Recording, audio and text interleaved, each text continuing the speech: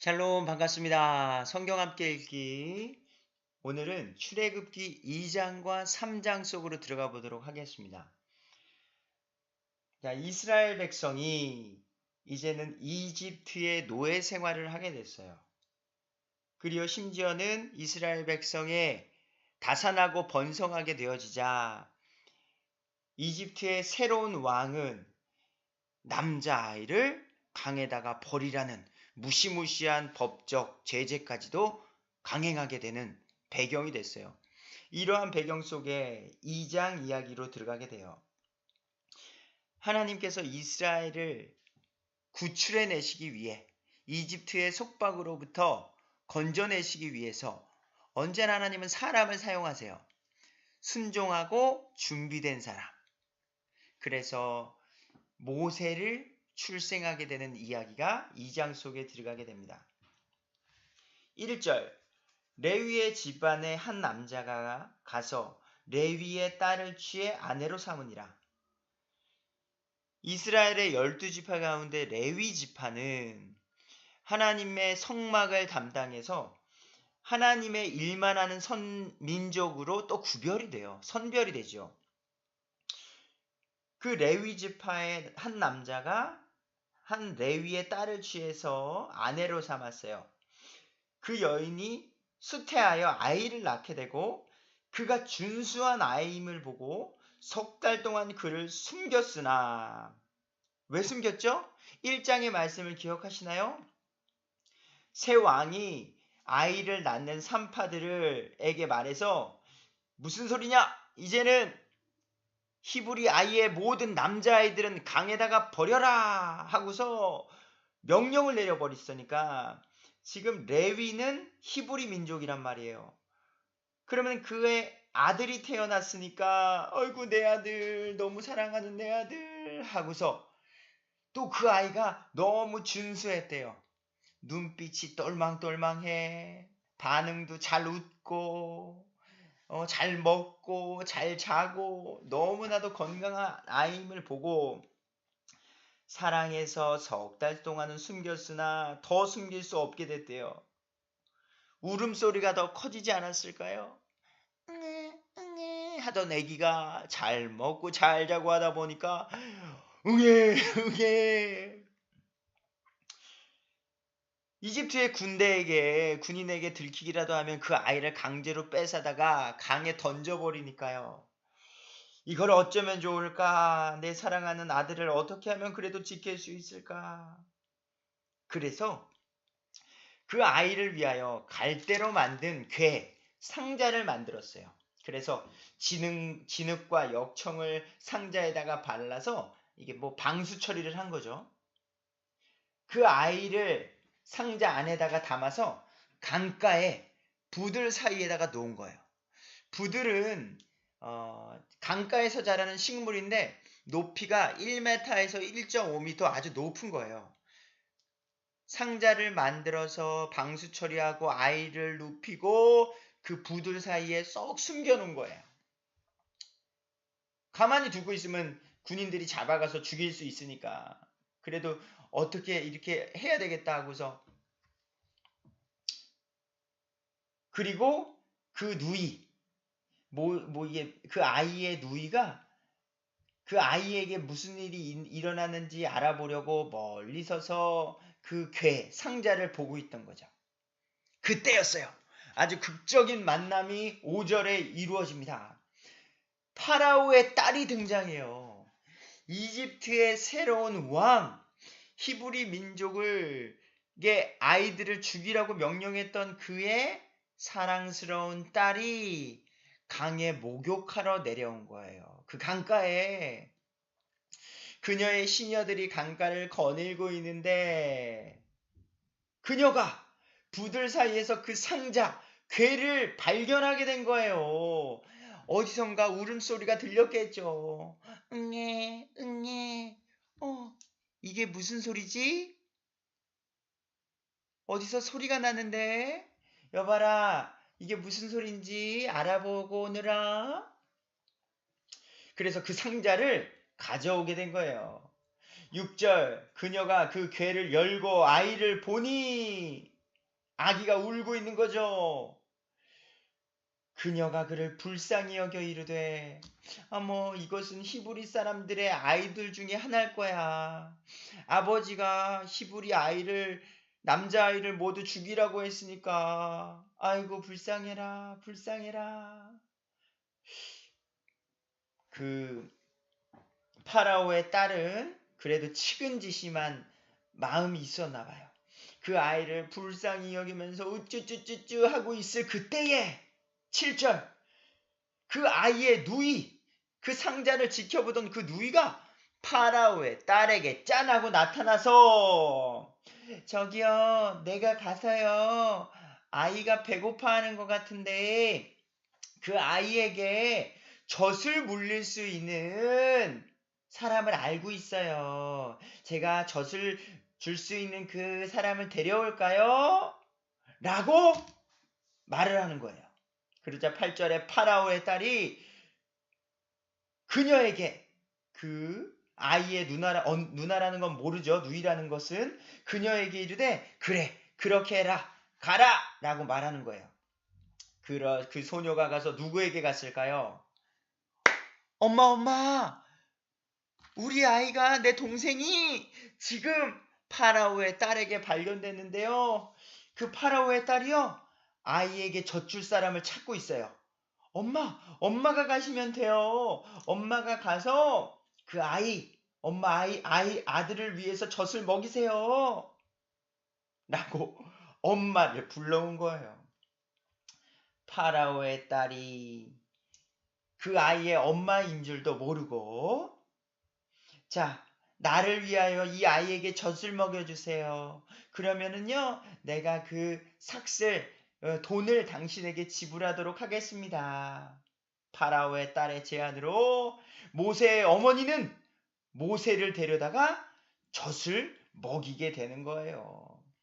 결국에는 모세의 엄마가 파라오의 딸에게 돈을 받으면서 자기 아들도 지키고 또 자기 아들에게 젖을 줄 수 있는 그런 환경이 된 거죠.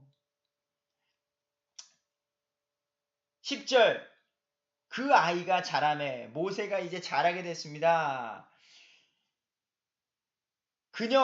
모세의 엄마가 그를 파라오의 딸에게 그러니까 모세를 데려간 거예요. 파라오의 딸에게. 모세가 그녀의 아들이 되니라. 그제서야 이제 파라오의 딸의 아들이 된 거예요.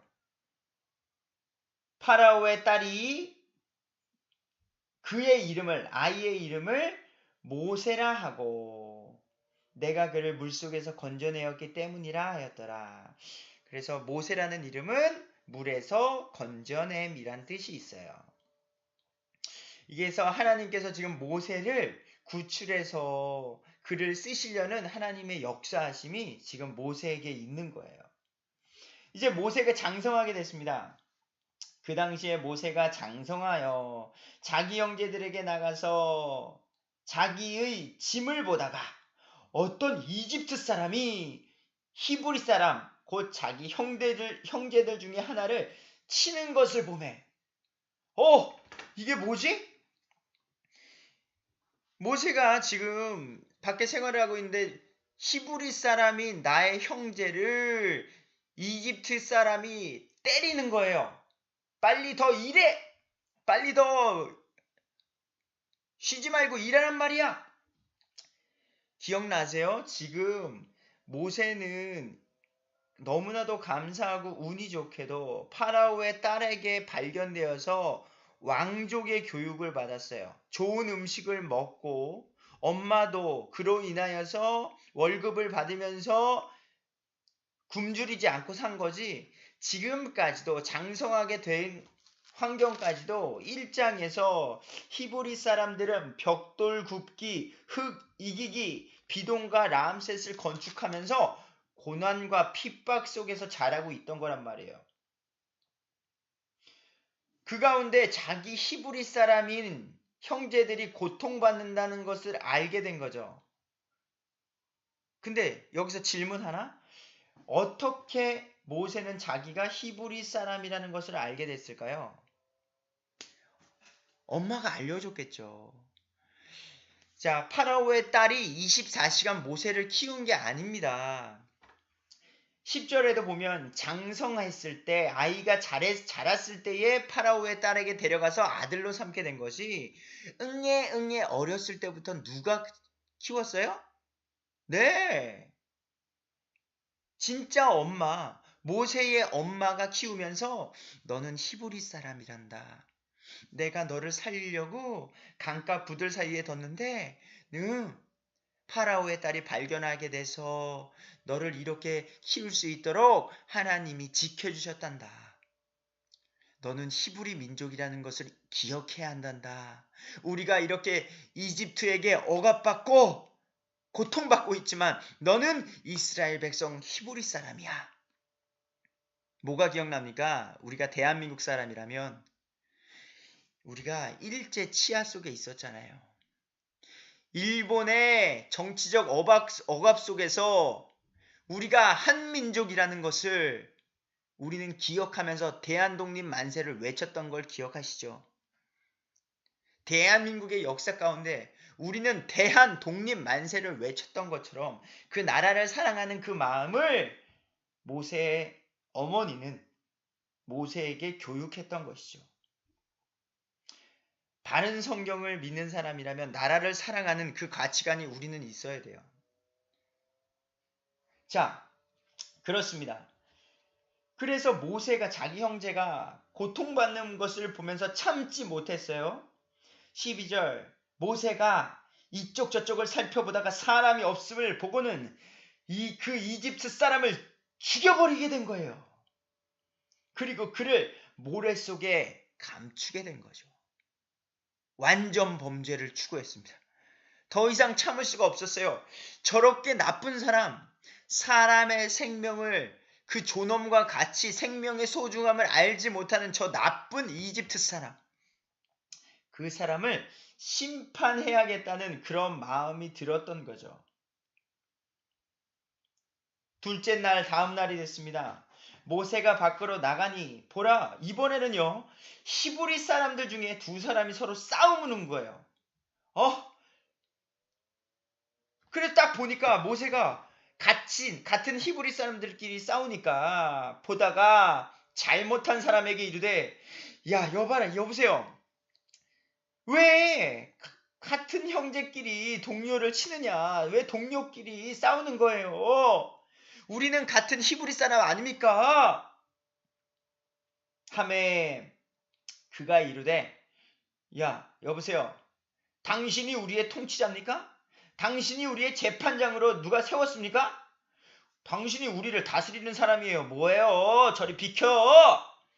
네가 어제 이집트 사람을 죽인 것 같이 나를 죽이려고 하는 거냐? 호! 짜잔. 어제 이집트 사람을 죽인 게 완전 범죄인 줄 알았는데 이게 뭐야? 그것을 히브리 사람들이 본 거예요. 그리고 소문이 난 거죠. 이 이야기가 이집트 왕에게 들어가게 되면 자기의 생명이 위태로울 것을 알았습니다. 결국 모세는 두려워 이 일이 탄로난 걸 알고서 도망을 가게 됩니다. 그 말이 이제 15절 이제 파라오가 이 일을 듣고 모세를 죽이려고 찾았으나 모세는 파라오의 얼굴을 피해 도망하여 미디안 땅에 거하며 우물 옆에 앉았더라. 이제는 파라오의 왕에 대해서도 무시무시한 건 알죠. 사람의 생명을 자기 말 한마디에 죽이고 살릴 수 있는 무서운 사람. 아무리 내 딸이 키웠다 할지라도 이집트의 사람을 죽이다니 모세를 내가 죽이리라. 그걸 안 모세는 도망을 하게 된 거예요. 미디안 땅으로 도망하게 돼서 우물 옆에 앉아 있는데 그때에 그 우물에 미디안의 제사장의 딸 7명이 있더라. 그들이 와서 이제 물을 깃고 구유에 채워서 물통을 물을 채워서 자기 아버지의 양떼에게 이제 먹이려고 해요. 여자들이 왔는데 이때 당시만 해도 강한 자가 살아남고 여자들은 사회생활에 소홀시 여김을 당했어요. 여기서도 우물이 이게 모두가 쓸 수 있는 큰 우물이 아닙니다. 한 사람 한 사람씩 기다리면서 질서를 지켜가면서 써야 되는데 힘 있는 남자들이 어디 기다렸겠습니까? 목자들이 와서 그 7 여자들을 쫓아내는 거예요. 예, 여보세요, 가십시오. 내가 먼저 좀 합시다. 하고서 겁을 주면서 그 여자들을 쫓아내는 거예요.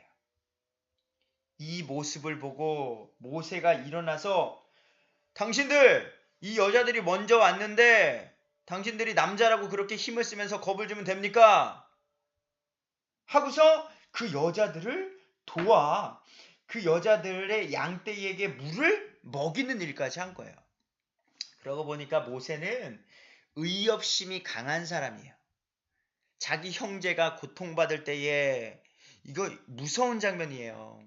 정말로 죽이라고 때리는 그러한 상황 속에 나가서 싸울 수 있는 용기가 있는 사람이죠. 그리고 이렇게 힘없는 여인들이 억압받을 때에 피해를 얻을 때에 그 불의를 참지 못하고 등장해서 혼자서 여기 17절에 보면 목자들이에요. 그러면 2명 이상의 목자들일 텐데 혼자인 모세가 참지 못하고 그들을 꾸짖는 모습이 나타나는 거죠. 결국 미디안의 제사장 딸 7명은 자기들의 아버지 르우에게 이제 다시 돌아왔을 때 아버지에게 이르되 아버지가 대답하는 거예요. 딸들아, 너희가 오늘 어떻게 이렇게 일찍 왔느냐? 그러니까 평상시에도 이 여자들은 이러한 어려움이 있었던 것 같아요. 줄을 섰는데 새로운 사람들이 와서 번주하고 이런 억압 속에서 늘 늦게 왔었는지 오늘은 왜 이렇게 일찍 왔느냐, 빨리 돌아왔느냐 아버지가 말하는 거죠. 그 7딸이 말하는 겁니다. 아버지, 어떤 이집트 사람이, 정확히 말하면 이집트 사람이 아니죠. 이집트에서 온 히브리 사람 모세가 우리를 목자들의 손에서 건져줬어요. 그래서 또 우리를 위하여 물을 충분히 길러 양떼에게도 먹여줬어요, 아버지. 그러자 20절에 르우의 그 7명의 딸의 아버지가 자기 딸들에게 이르되 야, 그 사람이 어딨니? 모세가 어디 있니? 야, 너희가 어찌하여 그 사람을 버려두고 왔니? 그를 불러 그가 빵을 먹게 좀 해라. 먹을 것 좀 대접해라. 그러니까 르우엘이라는 분도 어떤 맑은 정신을 갖고 있는 사람 같으세요. 이렇게 내가 도움을 받았으니까 어떻게 그 도움을 돌려드려야 되지 않겠느냐. 내가 이렇게 도움을 받고 가만히 있는 것은 그렇다. 나도 또 그에게 감사를 표하고 싶다 하는 분이시네요. 21절 모세가 그 사람과 함께 거하는 것을 만족스럽게 여김에 이렇게 선을 베푸는 그런 분들이랑은 함께하면 좋은 거죠. 그래서 우리가 말과 생각과 행동이 바른 사람들과 어울리는 게 중요하죠. 결국 르우엘 그 딸들의 아버지는 자기의 딸 중에 십보라라는 딸을 모세에게 주게 됩니다. 결국 모세는 십보라와 결혼을 하게 되죠. 십보라 그녀가 모세에게 아들을 낳음에 그의 이름을 게르솜이라 하게 됩니다. 그의 뜻은 내가 낯선 땅에서 나그네가 되었도다. 이집트의 사랑을 받았던 파라오의 딸의 아들로서 살 수 있었는데 지금은 낯선 땅에서 나그네가 된 모세의 신세를 의미하죠. 23절 시간이 흐른 뒤에 그 이집트 왕은 죽었고 2장 15절에 모세를 죽이려 했던 그 왕이 시간이 흘러서 죽게 된 거예요. 이스라엘 자손은 속박으로 인하여 탄식하며 부르짖으니 속박으로 인하여 부르짖는 그들의 소리가 올라와 하나님께 이르리니, 하나님께서는 아브라함과 함께 하신 그 언약을 기억하세요. 너로 큰 민족을 만들고 내가 그들을 택하겠다는 거예요. 그래서 이렇게 고통받는 가운데에서도 하나님께 부르짖음을 하나님은 듣고 계셔서 24절, 하나님께서 그들의 신음하는 것을 듣고 하나님께서 아브라함과 이삭과 야곱과 맺은 자신의 언약을 기억하사 하나님께서 이스라엘 자손을 바라보시고 하나님께서 그들에게 관심을 가지시니라. 자, 이제 이스라엘 하나님께서 계획하신 것을 성취하시기 위해서 관심을 가지시게 되고 3장으로 들어가게 됩니다. 하나님은 사람을 사용하신다고 하셨어요. 그래서 이제 모세야, 네가 이집트의 그 고등교육을 받았어. 용기도 있고 학식도 있고 육체적인 튼튼함도 있고 불의를 보면 참지 못하는 그런 마음도 있고, 이제 준비가 되는 그때에 하나님은 쓰시는 거지. 성경도 모르고 아무것도 모르고 말주변도 없고 생각도 깊이 못하고 세상이 어떻게 돌아가는지도 알지 못하고 하면 바른 쓰임을 받을 수가 없습니다. 모세는 이렇게 왕족의 고등교육을 받고 난 뒤에 하나님의 때에 쓰임을 받게 되는 이야기가 3장에 있게 되는 거죠. 3장 1절, 이제 모세는 자기 장인 곧 미디안의 제사장 이드로의 양떼를 지키더라. 여기서 궁금한 게 하나 생기죠. 장인이 왜 이드로지? 아니, 좀 전에 2장에서도 7명의 딸은 아버지 르우엘이라고 했는데, 그러면은 장인은 르우엘이어야지 왜 성경은 여기서 이드로라고 이야기했는가?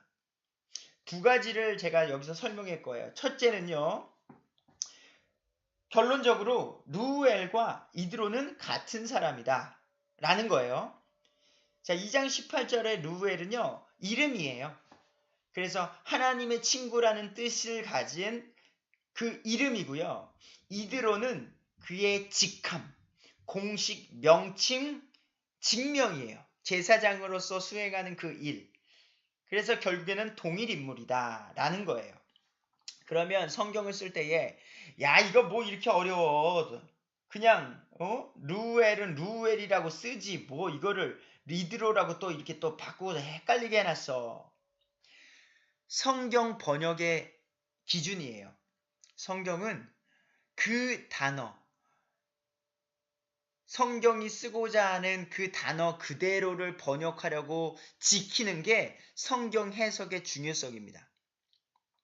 우리 성경을 해석할 때에 1큐빗이라는 말이 있죠. 노아의 방주를 만들 때 약 45cm를 만들었어요. 그러면 45cm라고 번역을 하지 왜 1큐빗이라고 하는가? 아니라는 거예요. 성경을 사람으로 맞추게 되면 시대에 따라서 성경은 오염되게 돼 있어요.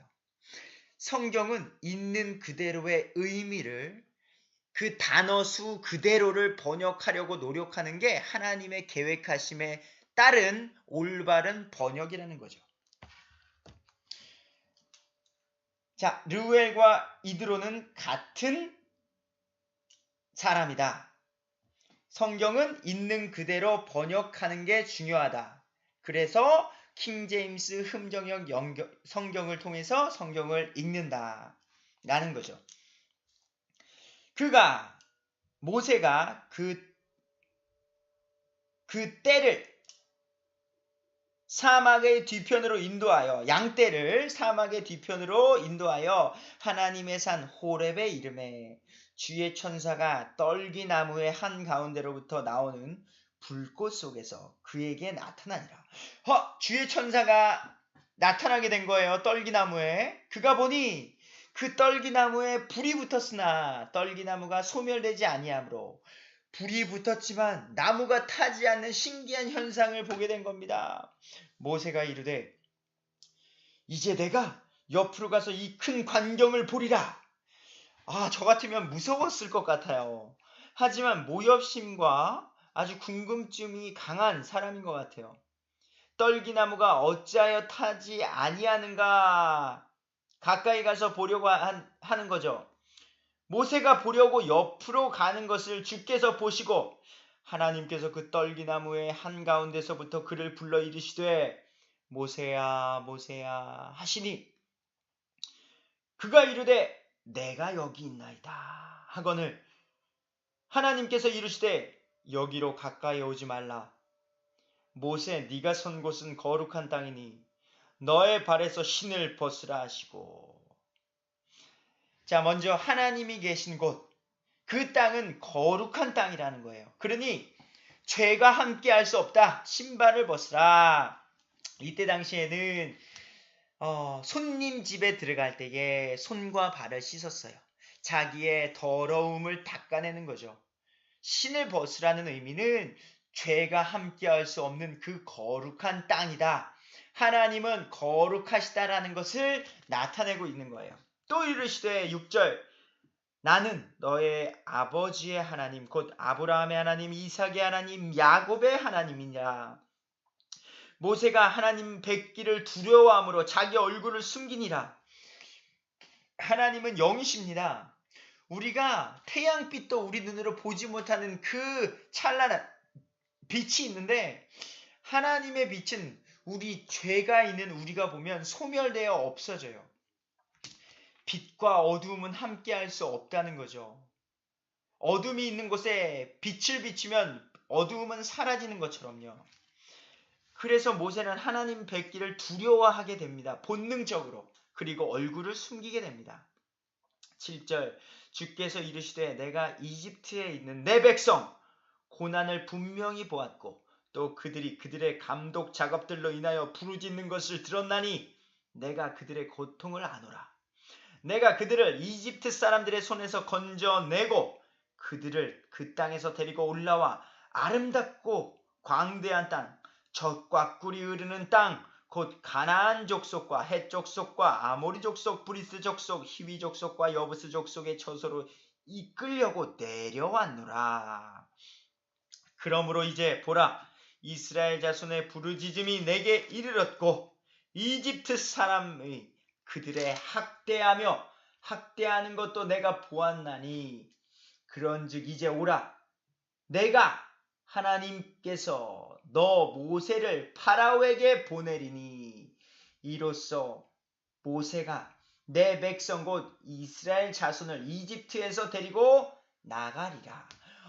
모세를 통하여서 이집트를 구출하겠다는 말씀을 지금 처음으로 말씀하고 계신 겁니다. 11절 모세가 하나님께 아뢰되 내가 누구이기에 파라오에게 가며 이스라엘 자손을 이집트에서 데리고 가리울까? 하나님이 나를 사용하시는 건 감사한데 파라오 왕이 얼마나 무서운 사람인지 아십니까? 저를 죽일 수 있습니다. 무서운 거죠. 내가 누구이기에 그러니까 파라오에게 간다고 이제 말을 하는 거예요. 12절 하나님께서 이르시되 내가 반드시 너와 함께하리라. 네가 백성을 이집트에서 데리고 나간 뒤에 너희가 이 산 어디죠 지금?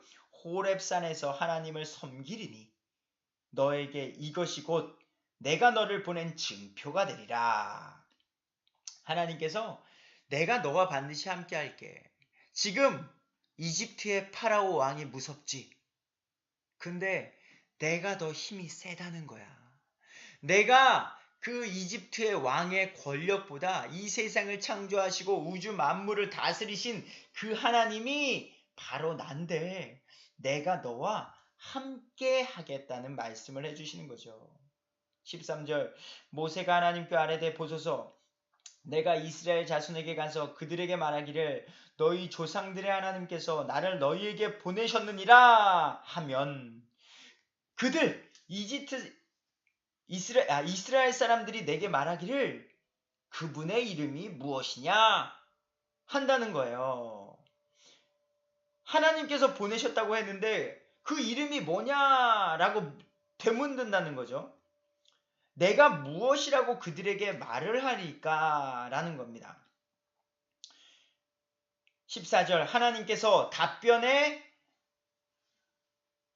정답을 말씀해 주세요. 이렇게 말하면 된다. 나는 곧 스스로 있는 자니라 하시고 또 이르시되 너는 이스라엘 자손에게 이같이 말하기를 스스로 계신 이께서 나를 너희에게 보내셨다 하라.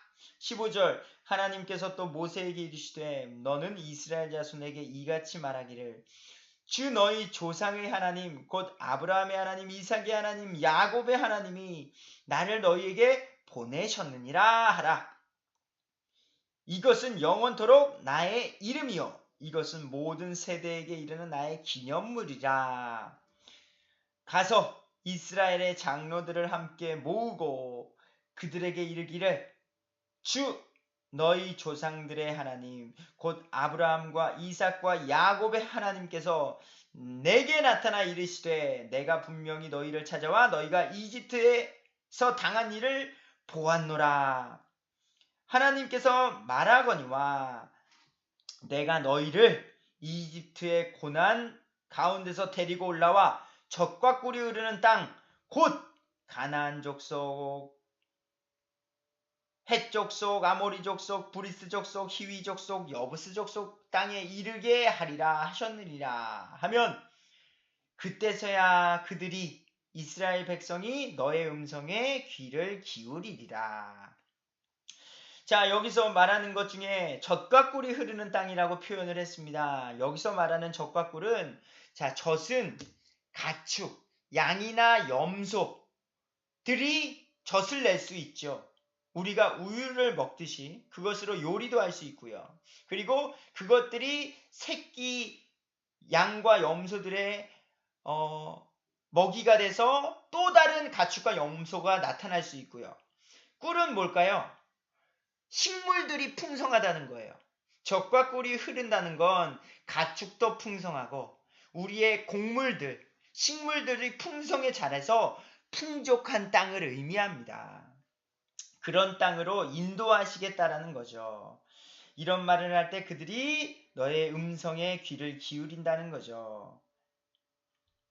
너는 이스라엘 장로들과 함께 이집트 왕에게 가고 너는 그에게 이르기를 이제 파라오 왕에게 가라는 거예요. 그리고 이렇게 말하라는 거예요. 주 히브리 사람의 하나님께서 우리를 만나셨은즉 청하건대 이제 우리를 사흘길 하루 이틀 사흘 3일길쯤 광야로 가서 주 우리 하나님께 희생물을 드리게 하소서 라고 말하라는 거예요.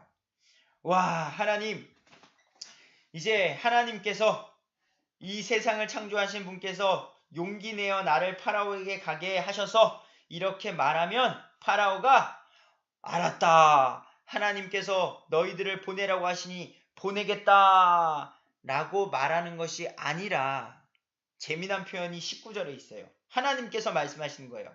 내가 확신하노니 이집트 왕이 너희가 가는 것을 허락하지 아니하리라. 허락하지 않으신다는 거예요. 이게 뭐냐고요. 강한 손으로 말미암지 않고는 허락하지 아니하겠다는 거예요.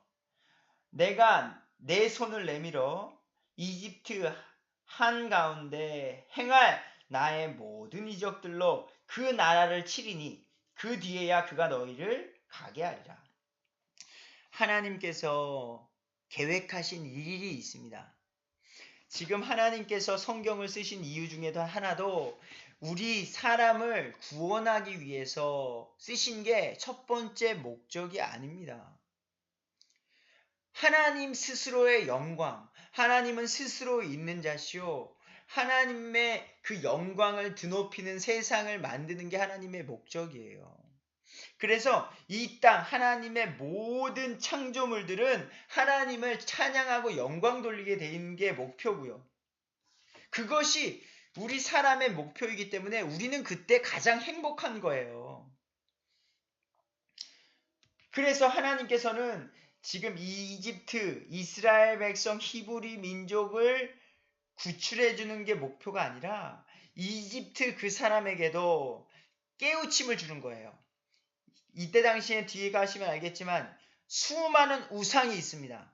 하나님을 믿지 않고 수많은 우상들을 믿어서 그 우상들을 심판하시고 진정한 왕이 누구신지를 이집트에게도 보여주고 히브리 민족에게는 참된 왕이 누구인지 너희를 정말로 구출하고 너희를 지킬 그 왕이 누구신지를 보여주는 그 사건을 이 온 땅에게 알려주는 거죠. 그리고 지금 교회 시대, 신약 시대를 살고 있는 우리에게도 진짜 참된 왕이 누구신지를 알려주는 메시지가 이제 펼쳐지게 되는 거죠. 그래서 한 번에 이집트의 속박에서 구출해내시는 게 아니라 이 시청각적 교육으로 이들에게 교육하시라는 것입니다. 21절 내가 이집트 사람들의 눈앞에서 이 백성, 이 이스라엘 백성에게 호의를 베풀리라. 그런즉 너희가 갈 때에 빈손으로 가지 아니할 것이다. 결국 구출될 것인데 이집트의 속박으로부터 구원될 것인데 빈손으로 가지 않게 될 것이다. 22절 모든 여인이 구출되어질 모든 여인이 자기 이웃 사람과 자기 집에 머무는 여인에게 은, 보석, 금보석, 의복의 빌리리니 너희가 너희 아들, 딸들에게 그것들을 입힐 것이요 너희가 이집트 사람들을 노략할 것이니라. 자, 이게 무슨 말이냐? 지금 이집트에 노예 생활하고 있죠. 종살이하고 있죠.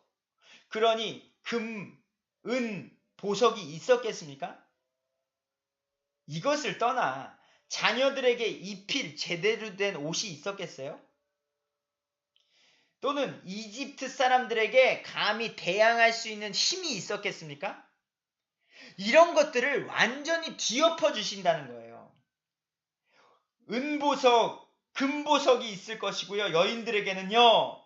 아들들, 자녀들에게도 옷을 입힐 수 있게 될 것이고요. 이집트 사람들을 우리를 학대하고 죽이고 핍박했던 그 이집트 사람들을 오히려 노력할 수 있는 힘을 주시겠다는 자유를 회복할 수 있다는 그런 말씀을 지금 모세에게 주고 계신 거예요. 그러니 이건 얼마나 기쁜 메시지입니까? 자, 이렇게 모세를 들어 쓰시는 이야기가 2장 3절에 있게 되고요. 이제 4장부터는 모세가 하나님의 말씀에 용기를 얻어서 이집트 파라옹을 찾아가는 이야기가 펼쳐지게 됩니다. 하지만 하나님께서 말씀하신 대로 쉽게 히브리 민족 이스라엘을 놓아주지 않지요. 하지만 하나님의 역사하심 속에서 그들을 놓아주게 되는 사건들이 펼쳐지게 됩니다. 우리 다음 4장을 기대하시면서 다음에 뵙도록 하겠습니다. 감사합니다.